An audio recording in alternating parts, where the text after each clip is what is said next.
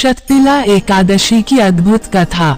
एक समय दालभ्य ऋषि ने पुलस्त्य ऋषि से प्रश्न किया, हे महर्षि, ये कैसे संभव है कि पृथ्वी लोक में मनुष्य ब्रह्महत्या, चोरी, ईर्ष्या जैसे पाप करने के बावजूद नरक नहीं जाते? वे कौन से पुण्य कर्म करते हैं जिससे उनके पाप नष्ट हो जाते हैं?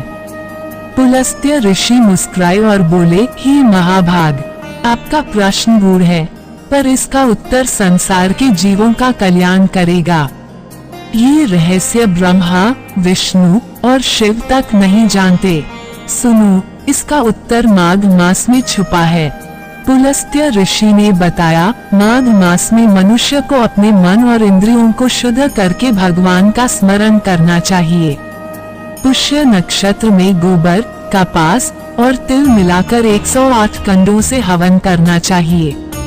यदि यह एकादशी और मूल नक्षत्र के साथ हो तो इसका पुण्य कई गुना बढ़ जाता है।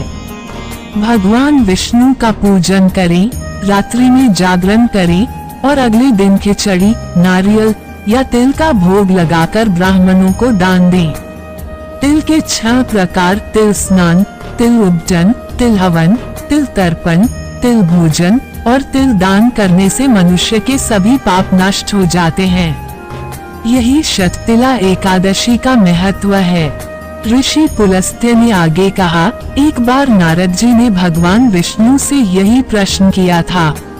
भगवान ने कहा, हे नारद, सुनो, एक सत्य घटना बताता हूँ।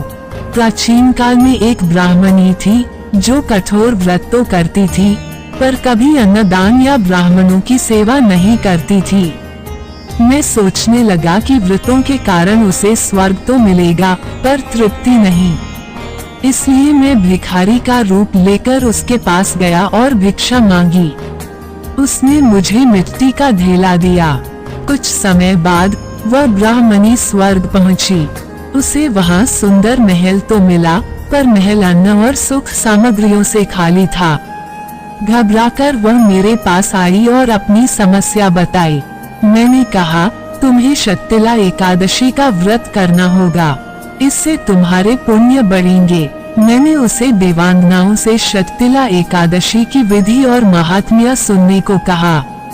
जैसे ही उसने यह व्रत किया, उसका महल अन्न, धन और सुख संपत्तियों से भर गया।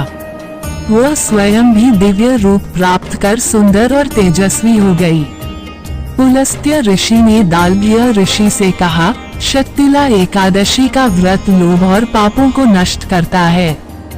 तिल का दान दरिद्रता, कष्ट और दुर्भाग्य को मिटाकर मोक्ष का मार्ग प्रशस्त करता है। इसे करने वाला मनुष्य स्वर्ग और भगवत कृपा का अधिकारी बनता है। इस प्रकार शक्तिला एकादशी केवल एक व्रत नहीं, बल्कि जीवन को शुद्ध और कल्याणकारी बनाने का माध्यम है।